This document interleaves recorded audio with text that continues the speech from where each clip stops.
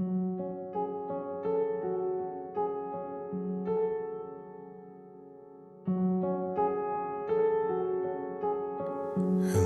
darkness, my old friend.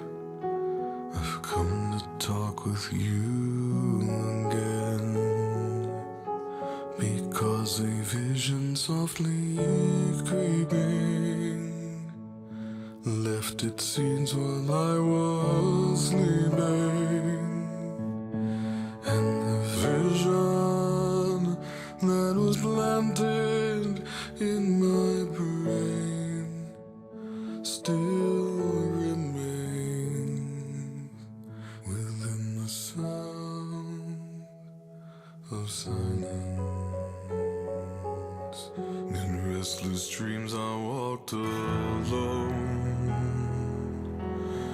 narrow streets of cobblestone, neath the halo of a street lamp.